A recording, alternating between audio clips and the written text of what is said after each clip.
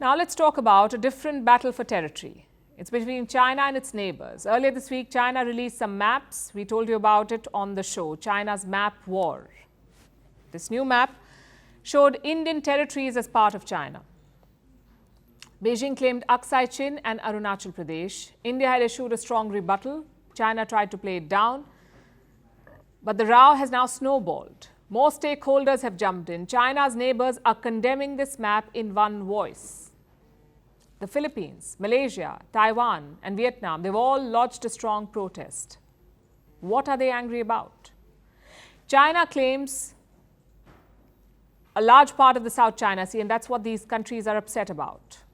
This map is problematic for more than one reason. It has what China calls the 10-dash line. We're talking about this area. Can you see a U-shaped structure here? It covers the South China Sea. The lines indicate Beijing's claims. And as you can see, China claims almost the entire region. Again, not a new claim. The South China Sea is an old territorial dispute. There are 6 parties involved here. China, of course, is one of them. The others are Vietnam, the Philippines, Taiwan, Malaysia and Brunei. 6 in all. Each with their own claims, sometimes overlapping, but each one of them is pitted against Beijing. Now, China's claims are the most far-reaching. And with this map, those claims are expanding. There are additions in this map. China has added one more dash near Taiwan. Older maps just had 9 dashes. It used to be called the 9-dash line. This new map has 10. Taipei has slammed Beijing's actions. The Philippines says China's claims have quote-unquote no basis. Vietnam says the map has, again, quote, no value. And Malaysia has called the map, and I'm quoting again, non-binding.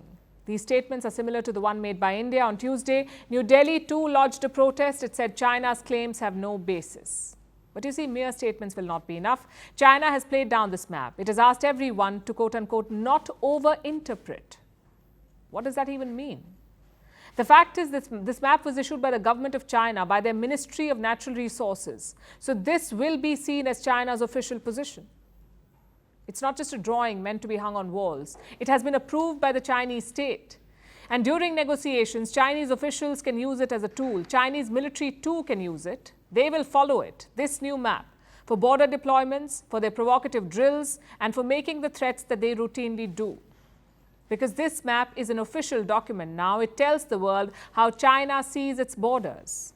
So there is no question of over-interpretation.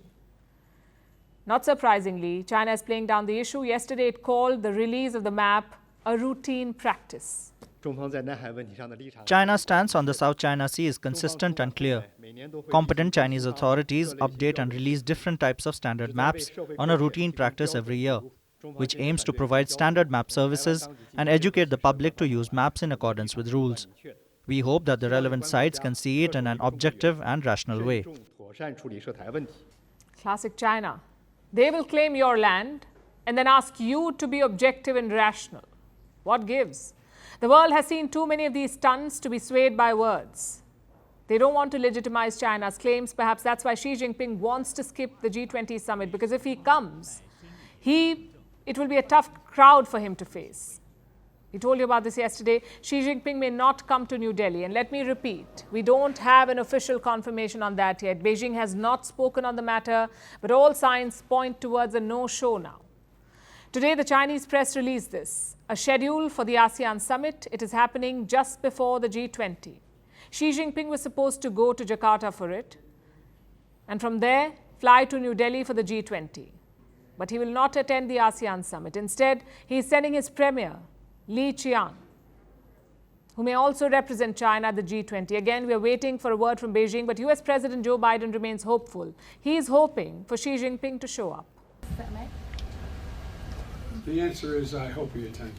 All right, thanks everybody. Will you be going to Florida, sir?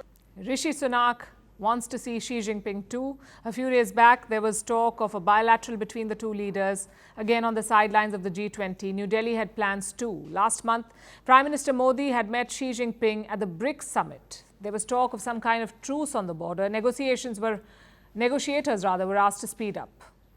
But we haven't heard of any progress since. Will an appeal from world leaders change Xi Jinping's mind? Guess we'll have to wait and see.